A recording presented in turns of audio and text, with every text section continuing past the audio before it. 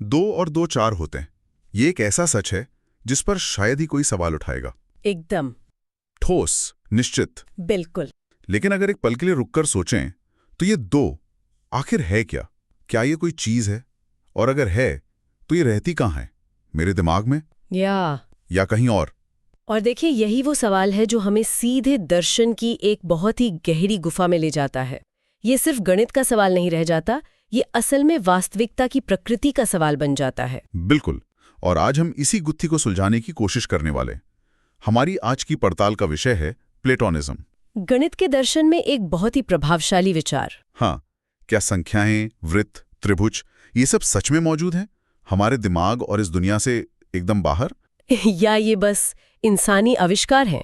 आज हम यही समझने की कोशिश करेंगे कि क्या गणितज्ञ असल में खोजकर्ता हैं जो एक छिपे हुए ब्रह्मांड का नक्शा बना रहे हैं, या फिर वो सिर्फ कलाकार हैं जो बहुत उपयोगी कहानियां गढ़ रहे हैं। तो चलिए इस दिलचस्प मामले की तहकीकात शुरू करते हैं। ठीक है, तो सबसे पहले बात करते हैं प्लेटोनिज्म की। ये आखिर है क्या? नाम से तो प्लेटो का जिक्र आता है, लेकिन गणित में इसका क्या मतलब है? इसका जो मूल विचार है वो काफी साहसिक है। प्लेटोनिज्म कहता है कि संख्याएं, सेट, फंक्शन, ज्यामिति की आकृतियां, ये सारी गणितीय चीजें असल में मौजूद हैं। मौजूद हैं मतलब जैसे ये मेज मौजूद है? नहीं, उस तरह से नहीं। वे भौतिक वस्तुएं नहीं हैं, बल्कि अमूर्त वस्तुएं हैं जो देश काल मतलब स्पेस टाइम से बाहर एक अलग ही आयाम में मौजूद हैं। एक अलग आयाम मतलब जैसे कोई पैरेलल यूनिवर्स जहां सिर्फ शुद्ध विचार और कंसेप्ट्स रहते हैं। हाँ, एक तरह से आप ऐसा कह सकते हैं। स्टैनफोर्ड एनसाइक्लोपीडिया इसे 3 मुख्य दावों में बांटता है। ओके, 3 दावे। पहला क्या है? पहला है अस्तित्व। सीधी सी बात, गणितीय वस्तुएं मौजूद हैं। ठीक है। और दूसरा है अमूर्तता, मतलब वे स्पेस टाइम में नहीं है। आप 7 नंबर से टकरा नहीं सकते या एक अंक आदर्श वृत्त को छू नहीं सकते। उनका कोई कारण कार्य वाला संबंध भी नहीं होता। और तीसरा दावा, क्योंकि मुझे लगता है यहीं पे बात थोड़ी पेचीदा होती होगी। हाँ, तीसरा दावा ही सबसे क्रांतिकारी है, स्वतंत्रता।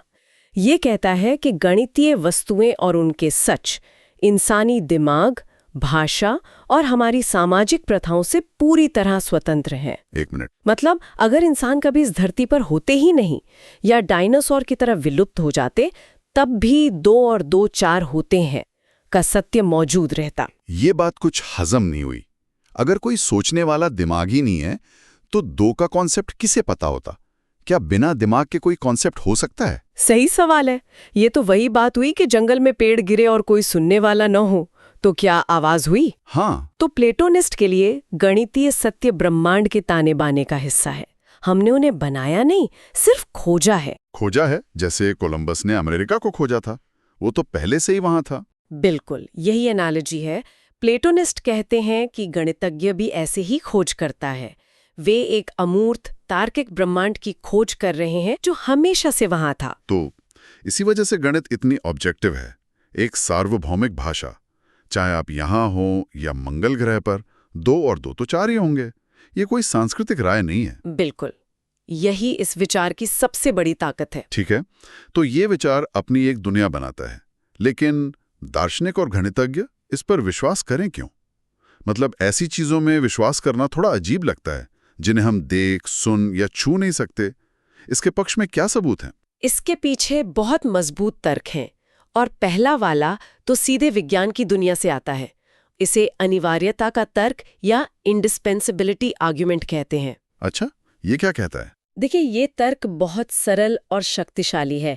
ये कहता है कि हमें उन सभी चीजों के अस्तित्व में विश्वास करना चाहिए जो हमारे सबसे अच्छे वैज्ञानिक सिद्धांतों के लिए अनिवार्य हैं। जैसे कि इलेक्ट्रॉन, क्वार्क या ब्लैक होल। हम इनमें इसलिए विश्वास नहीं करते कि हमने उन्हें सीधे देखा है, बल्कि इसलिए क्योंकि भौतिकी के हमारे सबसे अच्छे सिद्धांत उनके बिना काम ही नहीं कर सकते। सही बात है। तो इसका गणित से क्या लेना देना? लेना देना ये है कि विज्ञान को गणित की सख्त जरूरत है। आइंस्टीन की रिलेटिविटी से लेकर क्वांटम मैकेनिक्स तक सब कुछ जटिल गणितीय समीकरणों पर आधारित है। पटनम ने तो यहां तक कहा था, अगर संख्याएं और फंक्शन महज कल्पना है तो गुरुत्वाकर्षण का नियम भी धर्मशास्त्र है। अरे वाह! मतलब अगर आप विज्ञान को सच मानते हैं तो आपको उस गणित को भी सच मानना होगा जिस पर वो टिका है।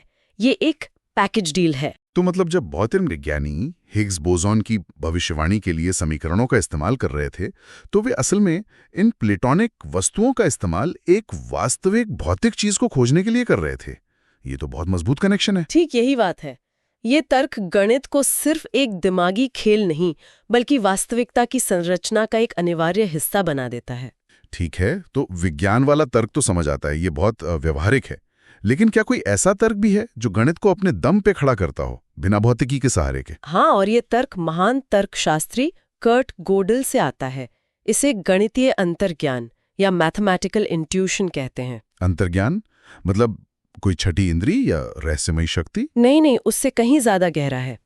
गोडल का मानना था कि हमें गणित को सही ठहराने के लिए विज्ञान की बैसाखी की जरूरत नहीं है। उनका विचार था कि जैसे हमारे पास भौतिक दुनिया को समझने के लिए 5 इंद्रियां हैं, वैसे ही हमारे पास गणितीय वास्तविकता को समझने के लिए एक तरह का अंतर्ज्ञान है। ये इंट्यूशन काम कैसे करता है? उनके लिए कोई रहस्यमयी चीज नहीं थी। ये बस हमारी तर्क करने और अवधारणाओं को सीधे समझने की क्षमता थी। जब हम सेट जैसी किसी अवधारणा पर गहराई से विचार करते हैं, तो हम उसके बारे में कुछ स्वयं सिद्ध सत्यों को देख पाते हैं। हमें महसूस होता है कि ये सच होने ही चाहिए। ये एक तरह की बौद्धिक दृष्टि है। ये सब सुनने में तो काफी आकर्षक लगता है। एक तरफ विज्ञान की कठोर आवश्यकता, दूसरी तरफ शुद्ध तर्क का अंतर्ज्ञान। लेकिन मुझे यकीन है कि इस पर आपत्तियां भी जरूर होंगी। बिल्कुल, और यहाँ इस मामले में एक बहुत बड़ा मोड़ आता है। प्लेटोनिज्म के लिए सबसे बड़ी चुनौती है बेनासेल्फ की दुविधा, और इसने, आप कह सकते हैं, पूरे खेल को बदल दिया। बेनासेल्फ की दुविधा, इसके 2 हिस्से हैं शायद। हाँ, और दोनों ही बहुत गंभीर हैं। पहला है ज्ञानी मानसीय समस्या। ये क्या है? ये एक बहुत ही सीधा सवाल है। हम इन अमूर्त वस्तुओं के बारे में जानते कैसे हैं? देखिए, हम भौतिक प्राणी हैं, हमारा दिमाग न्यूरॉन से बना है और हम स्पेस टाइम में रहते हैं। अगर संख्याएं, जैसा कि प्लेटोनिस्ट कहते हैं, अमूर्त हैं, स्पेस टाइम से बाहर है और उनका कोई कारण कार्य प्रभाव नहीं है, तो हमारा भौतिक दिमाग उनसे संपर्क कैसे करता है? अच्छा, तो मतलब अगर संख्याएं किसी दूसरी दुनिया में तैर रहे भूत की तरह हैं, तो हम यहाँ धरती पर बैठे-बैठे उनके बारे में पक्के तौर पर कैसे जान सकते हैं? हमारा उनसे कनेक्शन कैसे बना? ठीक यही समस्या है। ये गोडल के अंतर्ज्ञान को एक जादुई शक्ति जैसा बना देता है, जिसका कोई वैज्ञानिक स्पष्टीकरण नहीं है। ये तो वाकई एक बड़ी समस्या है। और दुविधा का दूसरा हिस्सा क्या है? दूसरा हिस्सा और भी ज्यादा चौंकाने वाला है। ये है पहचान की समस्या। सवाल है, संख्या 3 आखिर क्या है? ये किस चीज से बनी है? सेट थ्योरी दिखाती है कि हम संख्याओं को कई अलग-अलग तरीकों से परिभाषित कर सकते हैं और वे सभी गणितीय रूप से एकदम सही काम करते हैं। यहाँ पर अर्नी और जॉनी की कहानी का एक बेहतरीन उदाहरण है, उसे इस्तेमाल करते हैं। जरूर। मान लीजिए 2 बच्चे हैं, अर्नी और जॉनी। दोनों गणित सीख रहे हैं। अर्नी को सिखाया जाता है कि संख्या 3 का मतलब है सेट 0, 1, 2। ठीक है। वहीं जॉनी को एक अलग लेकिन उतनी ही सही प्रणाली सिखाई जाती है, जहां 3 का मतलब है एक बहुत ही अजीब दिखने वाला सेट, वृत्त 3 OP। और दोनों बच्चे अपने अपने तरीके से गणित में टॉप करते हैं। उनकी सारी गणनाएं, उनके प्रमेय, सब कुछ 100% सही हैं। बिल्कुल। लेकिन एक दिन वे मिलते हैं। अर्नी कहता है, मैंने एक नई गणितीय सच्चाई खोजी है। 1 3 का सदस्य है। हाँ, क्योंकि उसकी परिभाषा में 1 सेट 0, 1, 2 का एक एलिमेंट है। लेकिन जॉनी ये सुनकर हैरान हो जाता और कहता है, तुम पागल हो, ये बिल्कुल गलत है। क्योंकि उसकी परिभाषा में 1 यानी फाई, वो फाई का सदस्य नहीं है। कमाल है। मतलब 2 लोग एक ही गणित पढ़कर आए हैं, दोनों के सारे सवाल सही हैं, लेकिन वे इस बात पे लड़ रहे हैं कि नंबर 3 असल में दिखता कैसा है। और यही बेनासेल्फ की दुविधा का सार है। अगर संख्याएं विशिष्ट वास्तविक वस्तुएं होती, तो उनके निश्चित गुण होने चाहिए थे, है ना? 3 का असली गुण क्या है? इसका कोई एक सही जवाब नहीं है।